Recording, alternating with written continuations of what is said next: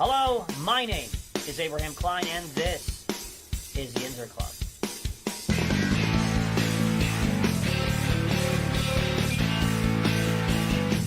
All right, well, welcome to the program. We are here today, still the same studio as we were in the first episode. We just turned the camera around. We were facing this way. No, we were facing this way prior, but now we're facing this way. Or this way, depending on how you look at it. So, yeah, here we are. We're here for the second episode still, as I said, in the same room. Just a little bit different background as compared to the other. So we're going to start off today talking about how Yinzer are you? And, you know, again, I mean, you don't necessarily have to be from Western Pennsylvania or Pittsburgh to necessarily be a Yinzer. You know, because we welcome everybody. We're going to take this test, so everybody get out your scorecards, and we're going to go through this. This is actually from a Facebook page called Pittsburgh Meme, and they put out some pretty good stuff, so definitely check them out on Facebook and give them a like. But how Yinzer are you?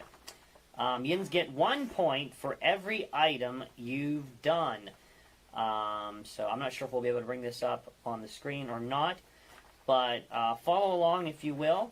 Again, Yins get 1 point for every item you've done, and I can honestly say that some of them I honestly haven't done. But that doesn't matter because you get at the end there is a score to determine how Yinzer you are. So let's go through this really quick. How Yinzer are you? First off, have you used the word Yins? I guess we can check that one off right there. Yins. We've used that one plenty of times. And hopefully Yins have used it as well. So that's 1 point. Been to a Stillers game. Been to a Stillers game. I can definitely say I've been to a Stillers game. In fact, the game that I was able to go to, last game I was able to go to, was... in fact, it was also my first one, was when the Pittsburgh Steelers went against the Carolina Panthers at home, and they absolutely destroyed the Carolina Panthers. Very cold day. Obviously, it usually is at football games, but yeah, it was pretty awesome. By the end of the game, it was kind of strange, because like, as soon as Renegade played, because you know, you go to the games, they play Renegade. As soon as Renegade played, because everybody knew the Steelers were going to win. It was like 55 to like nothing. Well, not necessarily nothing. It was like 55 to like 13 or something like that. I might be wrong on that. But the Steelers were really, really kicking some tail. And as soon as Renegade played, basically the entire stadium just completely exited. Pretty much everybody exited the stadium. And it was just maybe, I don't know how, I couldn't tell you how many there were, but it looked very, very empty from where I was sitting. So yeah, been to a Steelers game. That's 1. So we've already got 2. So I think we're doing pretty good. Number 3, ate a Permanente sandwich. I could say I did this. I did this once. I was with my brother. He had a friend that he went to massage school with. He actually went to massage school to learn massage, and this guy was actually there with him. And shout out to him if you're watching this. Maybe give me a shout out in the comments below if you're watching this. We have actually lost contact with him over the years. His name was Eric. So Eric, if you're out there, hit us up. But we did. We ate a Permanente sandwich down there, downtown. So. Number 4, called Downtown. And I have plenty of times. And of course, you know, sometimes it's interchangeable, and I know some it's just the way they talk all the time. They always say downtown. Now this next one, I might actually. This is not one I would encourage because I'm not really one that is into this kind of stuff. But drank an Orange City beer. I think I'll actually skip that one. But I mean, I guess there's probably those of you out there who have. Because I'm not a drinker. I don't drink. Said pop instead of soda. And of course, yeah, because that's what it is, right? Said pop instead of soda. Says Lemieux is better than Gretzky. And of course, why wouldn't you say it? Because he is, right? So that's 2 more points for old Abe on the board. Where are we at here? 1, 2, 3, 4, 5, 6, 7, 8. Number 8. Went for a ride on the incline. Actually, I did this.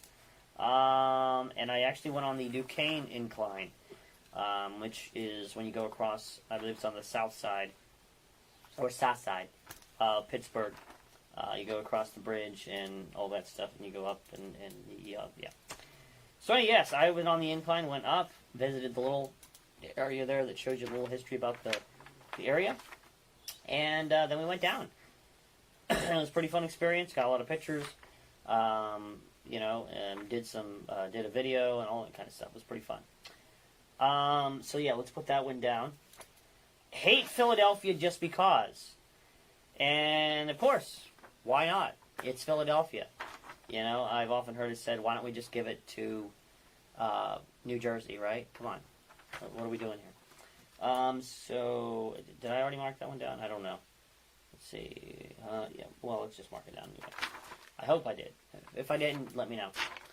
All right. Still blame Neil O'Donnell for Super Bowl 30 and hate him. Now, here's the thing. I was 4 years old when the Distillers lost in Super Bowl 30. And at that point in my life, I was 4 years old. I did not know who Neil O'Donnell was. However, I do remember hearing about a guy who cost us the Super Bowl. And I spent my life hating him, And so I don't know. It might be a bit of an asterisk because technically there's a human being, a non-faced human being from my childhood that I know that I'm supposed to hate. But I don't really know. I can't really put a face to it. I don't really know who the guy is. So, I don't know. Maybe we'll give it a half point. We'll give it a half point for that. But I'm sure those of you who were a lot older at that time would definitely fall into that category. So, yeah, and again, I remember Super Bowl 30. I remember we actually taped it on a cassette because we didn't really have a TV. We actually just listened to it on the radio, and we had it on cassette for the longest time. And I almost wish I'd have had it, even though the Steelers lost. It was still pretty cool. Listen to Myron Cope and stuff like that. Myron Cope actually sounded like one of my cousins. His name was Simon, and I thought I was listening to Cousin Simon on the radio. But yeah, so memories from being 4 years old. All right, what's the next one here? Swam in one of the 3 rivers. I've never done this, actually. So, we're getting into territory of, things I've never done. So, no, I've never swam in one of the 3 rivers. I think, I never went on the Gateway Clipper. And I don't think, because I know we did a lot of stuff down in Pittsburgh when I was growing up. We go to Pittsburgh Pirate games and stuff like that and go see them play. So that, that's been a thing all my life. But I don't remember if we ever actually officially went on the river. We walked by the river. Obviously, we went to the point several times. But I don't think I've ever... I know I definitely never swam in the river, but I don't think I've even ever officially been on the river as far as like a boat or anything like that. So I think I should probably feel ashamed. I think I should check that off of the bucket list at least once in my life. Next is 8 barbecue chipped ham sandwich. Absolutely. I sort of, and I have to confess, this is sort of something that I might have to be ashamed of. I didn't really, I kind of got over chipped ham after I grew up. I know, whoa! But I don't know, just something about ham and pork. I'm not really a fan of it anymore. But I can definitely say I've eaten barbecue chipped ham. Now I'll still eat it. If it's at like a dinner, if we're at a party, we're at an event and it's being served. Obviously I'll eat it. It's still sustenance. But I'm not going to go out of my way. I'm not going to order it or anything like that. So, Again, another one. I don't drink, so been drunk on the south side. I've never done that. I forgot to put my one for the chip chopped ham. Next one. Told someone Kennywood's open because their zipper was down. That's kind of funny. I've actually never heard of that one before. Told someone Kennywood's open because their zipper was down. In other words, their zipper's down, so they're like, "Hey, Kennywood's open," you know. But no, actually, I've never done that before. So sad to say, but I will from now on. I will definitely be doing that from now on. All right, next one. You can only use Heinz. Yes. Any other type. I mean, there have been times out of necessity I have used it. There have been times that I've been lied to. I did not know that I was not using Heinz. But the truth is, yeah, you got to use Heinz. It's the only good ketchup out there. Hunt's will not do. Some off-brand type will not do. It's got to be Heinz. What can I say? It's got to be Heinz. Next one. Called someone a jagoff. No, unfortunately. Well, maybe fortunately and unfortunately. I've never called anybody that. Yeah. One for the Heinz one. Next, called the Pirates the Buccos. Yes, I've called them the Buccos plenty of times. And this is one of my sort of confessions as far as teams. Because, like, I grew up, I went to a lot of Pirate games. I've been to very few of anything else. In fact, I've only been to one Stiller game and one Penguins game. But I've been to several Pirates game. And the reason I've not been to a lot of those other ones is mostly because growing up we didn't really have a lot of money. Not to be a sob story, I'm just trying to explain myself for anybody that might be wanting to jump to the screen right now. But yes, I definitely called the Pirates the Buccos lots of times. Why not? Because that's what they are, right? They're the Buccos. So, next one. Said fire the coach and trade everyone after a bad loss. Yes, of course, because that's what you do. You're a fan, and you don't want your team to lose. You love your team. You love the Steelers. You love the Pirates. You love the Penguins. You love the college. You love Pitt basketball. You love Pitt football. You love all that stuff, you know?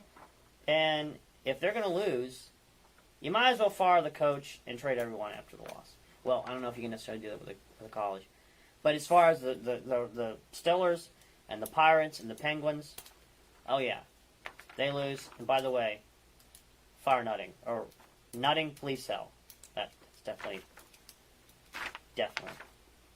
something. So let's check that one off. All right. And finally, read all the Pittsburghese words in this just fine. Yeah, I did. Because after all, I know Pittsburghese. I know not everyone does. And some people will read these being written the way that they're read, like Yinz, Sandwich, Stillers, Far, all these different ones that are in here. And they might not know how to say it because they don't know. They're not Yinzers. They're not part of us. They're not Yinzers. So, and again, you don't have to be from here. Anyway. So, yeah, let's see what our score is. Let's add it up. 1, 2, 3, 4, 5, 6, 7, 8, 9, 10, 11, 12. And I gave myself a half. So technically it's 12 and a half. So 12 and a half for me. Be interesting to see if you are watching this. Please tell me in the comments what your score was. So here's how it worked off. The scores 1 to 5. If you got 1 to 5, in other words, if you've done at least, if one of these, 1 to 5 of these are associated with you, basically thanks for visiting. You're not really a Yinzer. You're not really part of Pittsburgh or Western PA. So thanks for visiting, okay? Sorry. If you got 6 to 10, born in the Burgh, but not a full Yinzer. Sorry. I'm just sorry. sorry for you, man. I mean, what can I say? It's just it's one of those things, and you just have to face the facts. 11 to 15, you probably should have a mullet. Okay, I got 12 and a half, so I guess I need a mullet. And 16 plus, you are 100% Yinzer. Now, whoa, wait a minute, I forgot to mention this one here. Hit a pothole, definitely. Okay, so I'm up to 13 already. Maybe I need to go back through this because I need to make sure I got all these. You use the word yins, one. Stiller's game. Ate a many sandwich. Said downtown. Said Papa said a soda. Said music.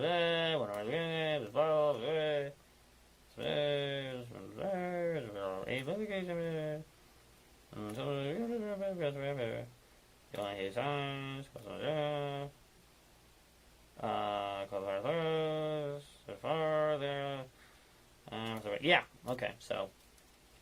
Alright, so I had 13 and a half, basically 14 for that one. That sort of, if. But yeah, I guess I have a mullet, or I should have a mullet, depending on that. But 16 plus, if you got 16 plus, you are 100% Yinzer. And if you have, I guess, congratulations. I felt a handicap because I don't drink, and so a couple of these, are ones that are like, they sort of pulled my score down. So yeah, there you go. That is the Yinzer, How Yinzer Are You test, put out by Pittsburgh Memes. And like I said, pretty cool page. If you have an opportunity, go check them out on Facebook. But of course, don't forget us on Facebook because we're pretty awesome too. All right, moving on with the program, we're going to go to an interview I had at the YMCA in Indiana County, where I talked with Paula Lieb. She is the adapted sports coordinator there at the Indiana County YMCA. And we just sort of sat down and talked a little bit about the Miracle League field, just sort of getting to know you kind of experience, getting to know about not only the program there, but also about some of the people. We sort of go into the sort of the experience that many of these young and older people go through with being a part of the Miracle League. Of course, if you're familiar, Miracle League is part of the Pirates charities, and this was one of those places that became a part of that. And I've always personally been a huge supporter of things like this. Growing up, I had a cousin who was Down syndrome, and growing up, I got to see him perform in the Special Olympics. I believe it was at the university up in Indiana, and just to obviously see the excitement of him and others who may not have opportunity in other types of sports. It was always a joy to see him get involved and to have the opportunity. And of course, we do that with Paul. We talk about some of the different athletes that are involved with the adaptive sports program and the quality of life that it gives not only them but to all of us who get a chance to watch it. So that's the next part of the program. So let's go right to that interview now. Hello, Yinzers. My name is Abraham Klein, and today I'm here with Paula Lieb. We are actually sitting in the pavilion at the Miracle League field here at the YMCA in Indiana, and she's going to tell us about the Miracle League field that they have here. So, Paula, how are you doing today? I'm good. How are you? I'm doing pretty good. So yeah, tell me just sort of for those who may be unfamiliar, what is the Miracle League and so forth. Yeah. So the Miracle League is baseball for individuals with mental and physical disabilities, ages 5 and older. Some Miracle Leagues do younger than that. Some Miracle Leagues have a wide variety of age groups. So like our Miracle League, we have a youth league and an adult league. So our youth league goes from 5 to, we just changed it, goes to from 5 to 18. But at the age of 15, our individuals can choose if they want to move up to our adult league. Okay. So then our adult league can be from 15 and older. Okay. Just because some of our individuals, once they get to that 15 age group, they get bored of playing with, 5-year-olds. Right. Which is understanding. So we just decided to do it. Some other Miracle Leagues, they do it where they have different age groups from like 5 to 8-year-olds, and then 9 to 12-year-olds.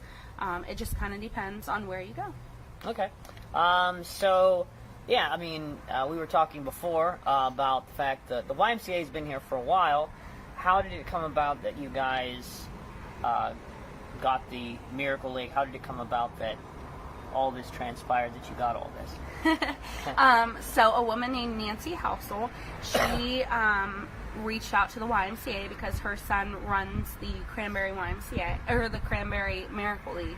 And so her granddaughter, Jordan, she has a disability in place, so Nancy has a soft spot in her heart for individuals with disabilities, but also for the Miracle League. And so she wanted to bring it to the Indiana County region, and the YMCA was a spot for it. So everybody comes to the YMCA to work out. We have different sports here, so like soccer, basketball, everything. So it's just a really good spot for it. Okay. For those that come by that maybe have disabilities or something like that, how does the actual sports work?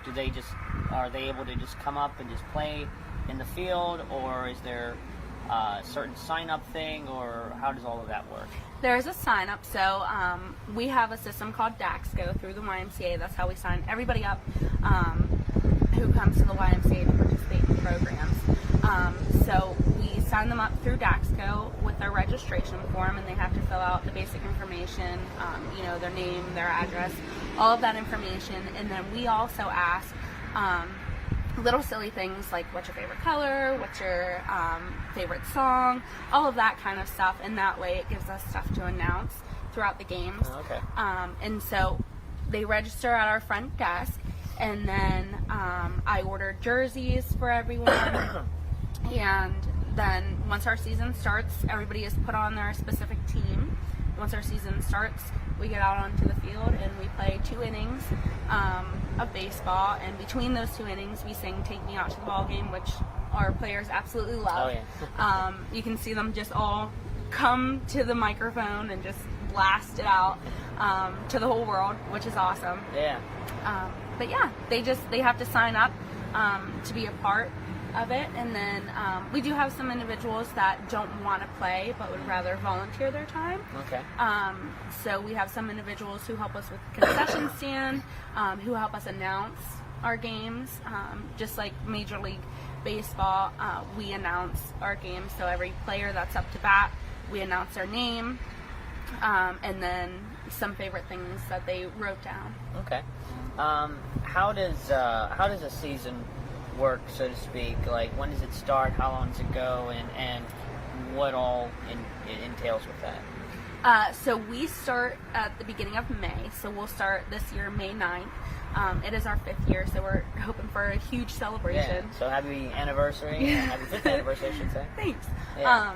So we'll start May 9th with our youth league, which is Saturday mornings. And then Wednesday night, May 12th or 13th, whatever. Okay. Whichever date that one is. Yeah. Will be our adult league, and everybody, like I said, just comes out. We have a ton of volunteers, but we're always looking for more volunteers to get out there and be with our players. So our season will run until that last week of June. Our last game will be the 1st of July for this season, so it's an 8-week season. And then we have a fall season that'll start typically late August, early September, and that's a 6-week season. Okay. You're the director of sports here. Yes. At the YMCA. How did you come about that you got involved with all this? So I actually grew up at the YMCA. My mom used to be the director of sports here at the Y, so I grew up around here, and then I became a lifeguard here and left for a little bit, and then when the Miracle League came, they were looking for a new coordinator for it, and somebody threw my name in the hat, and so I got a phone call asking if I would like to come in for an interview, and absolutely, and now I'm here. Okay. I started out in 2018 as just the Miracle League coordinator, so I ran the Miracle League and then all the adaptive programs that we do with it. So we do like soccer, basketball, a swim clinic, all those different types of sports, but our big one is obviously baseball.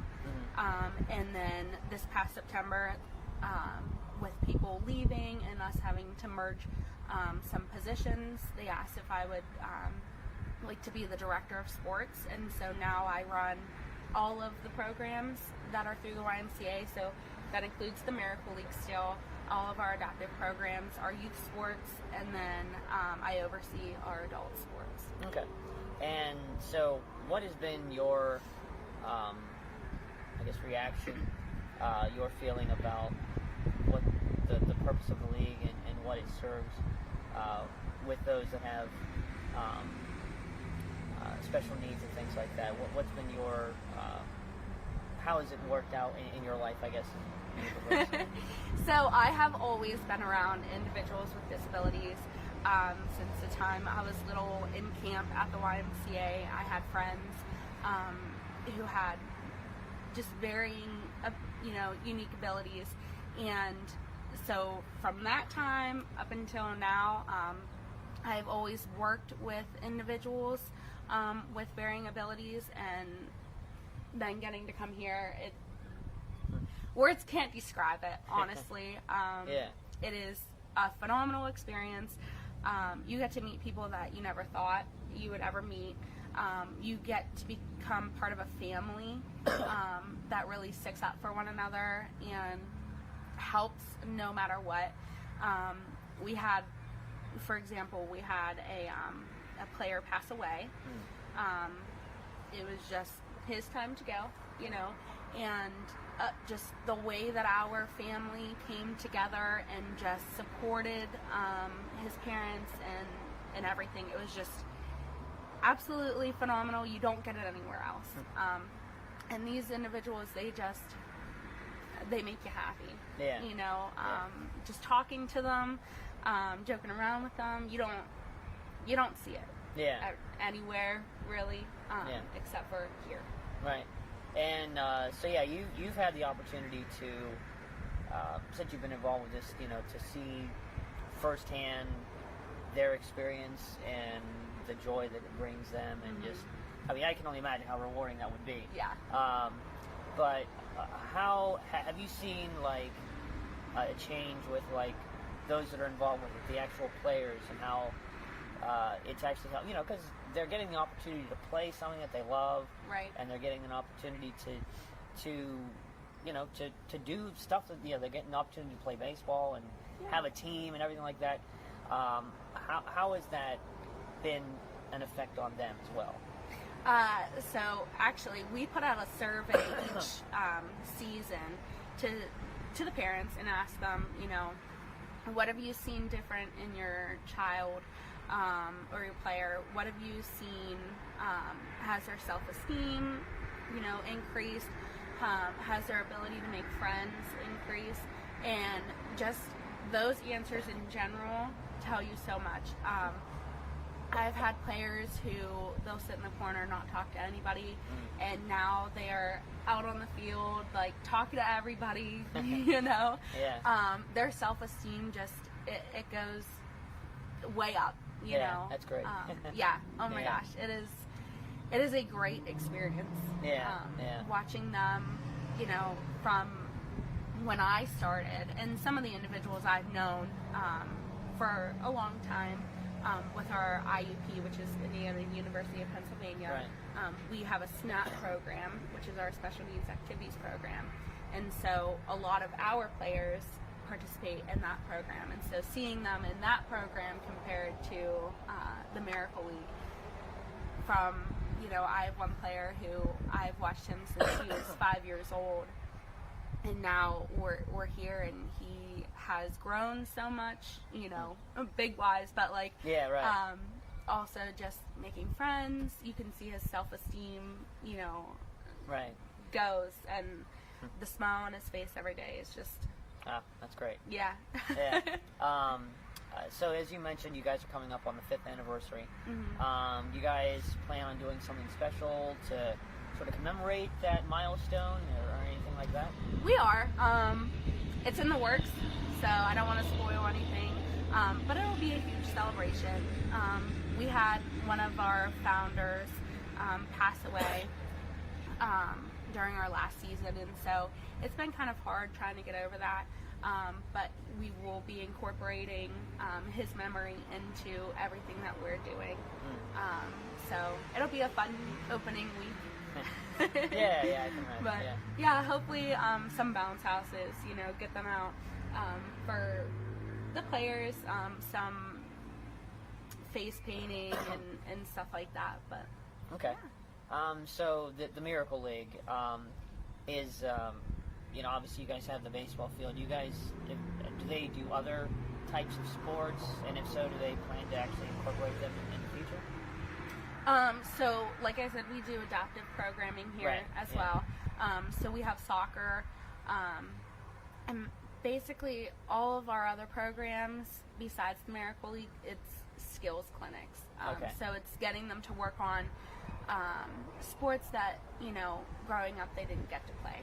So I've been fortunate enough to ask the parents of our players to write letters discussing, one of my questions was, how have you seen your child grow, and what difference has this made for you? And one of the parents just said, becoming a father was the greatest thing I could ever ask for.